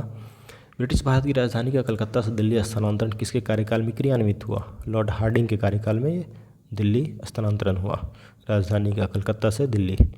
वायसराय लॉर्ड हार्डिंग के समय भारत की राजधानी का कलकत्ता से दिल्ली स्थानांतरण किया गया। वायसराय लॉर्ड हार्डिंग ने वर्ष 1911 में जॉर्ज पंचम एवं महारानी मेरी को भारत बुलाया तथा दिल्ली में भव्य दरबार का आयोजन किया, जिसे दिल्ली दरबार तृतीय के नाम से जानते हैं। इसी दरबार में बंगाल विभाजन को रद्द किया गया और राजधानी का स्थानांतरण की घोषणा की गई। सही जोड़े ये दिए गए हैं, इनका सही मिलान करें। चूक का सिद्धांत या हड़प की नीति या डॉक्ट्रिन ऑफ लैप्स, ये किसका था? डलहौजी का था। बंगाल का विभाजन ये कर्जन ने किया था। बंगाल में दोहरा शासन लगाने वाला रॉबर्ट क्लाइव और सामाजिक सुधार विलियम बेंटिक। चूक का सिद्धांत हड़प नीति डलहौजी, बंगाल विभाजन लॉर्ड कर्जन, बंगाल में दोहरा शासन रॉबर्ट क्लाइव, सामाजिक सुधार विलियम बेंटिक। दिए गए हैं सूची 1 और सूची 2, सही उत्तर का चयन करें। भारत बंगाल में फोर्ट विलियम प्रेसिडेंसी का गवर्नर जनरल, रेगुलेटिंग एक्ट 1773 के अधीन। तो ये है चार्ल्स कॉर्नवालिस का दूसरा अर्ल और पहला मार्क्सिस। भारत का गवर्नर जनरल चार्टर एक्ट 1833 के अधीन ये हैं James Andrews brown Ramsay, Dalhousie का अर्ल और मार्क्सिस। भारत का गवर्नर जनरल और वायसराय इंडियन काउंसिल एक्ट 1858 के अधीन गिलबर्ट जॉन इलियट मरे किनमान मिंटो का अर्ल, ये है जुड़ा हुआ उनसे। गवर्नर जनरल और सम्राट के प्रतिनिधि गवर्नमेंट ऑफ इंडिया एक्ट 1935 के अधीन ये हैं आर्किबाल्ड परसिवल वेवेल, वाइकाउंट और अर्लवेवल। अगला प्रश्न है, अंग्रेजों द्वारा बंगाल का अधिग्रहण के उपरांत कंपनी के कार्यों को नियंत्रित करने के लिए रेगुलेटिंग एक्ट 1773 ब्रिटिश संसद द्वारा पारित किया गया। इसी एक्ट के तहत कंपनी के गवर्नर को बंगाल का गवर्नर जनरल बना दिया गया। बंगाल के प्रथम गवर्नर जनरल के रूप में वॉरेन हेस्टिंग की नियुक्ति की गई। यद्यपि विकल्प में वॉरेन हेस्टिंग नहीं है तो उसका उत्तरवर्ती कार्नवालिस कालानुक्रम उत्तर होगा कालक्रमानुसार। इस प्रकार प्रश्नानुसार 1833 का एक्ट डलहौजी की नियुक्ति, 1858 के एक्ट से मिंटो की नियुक्ति, 1935 का एक्ट से वेवल की नियुक्ति। सूची 1 सूची 2 मिलान करें। संभलपुर का विलय 1849 में, सतारा 1848 में, अवध 1856 में और झांसी 1854 में। निम्नलिखित घटनाओं पर विचार करिए तथा कालानुक्रम में अवस्थित करिए। सिक्किम का विलय, झांसी का विलय, पंजाब का विलय, बर्मा का विलय। तो सबसे पहले इसमें होता है सिक्किम का विलय, इसके बाद होता है पंजाब का विलय, इसके बाद झांसी का विलय और सबसे अंत में बर्मा का विलय। लास्ट अंग्रेज़ों का विस्तार जो था वो बर्मा का विलय था, अंग्रेजी हुकूमत में मिलाना। सिक्किम का विलय 1817 में, पंजाब का विलय 1849 में, झांसी का विलय 1854 और बर्मा का विलय 1886 में। निम्न में से किस वायसराय के कार्यकाल में भारतीयों को राय बहादुर और खान बहादुर की उपाधियाँ प्रारंभ हुई देना? तो यहाँ उपयुक्त में से कोई नहीं। 1857 के विद्रोह के समय अंग्रेजों की सहायता करने वाले देसी शासकों, जमींदारों आदि को अपना विश्वास पत्र बनाने के लिए उन्हें उपाधियाँ, खिलहत, भूमि अनुदान, ऋण माफी आदि सुविधाएं प्रदान की जाने लगी। इनमें हिंदुओं को दी जाने वाली उपाधि राय बहादुर थी, मुस्लिमों को और पारसियों को दी जाने वाली समकक्ष उपाधि खान बहादुर थी। 1859-60 में इन उपाधियों को दिए जाने के साक्ष्य मिलते हैं। अगला टॉपिक है हमारा ब्रिटिश शासन का भारतीय अर्थव्यवस्था पर प्रभाव। अगली वीडियो में हम देखेंगे। धन्यवाद। Please like and subscribe.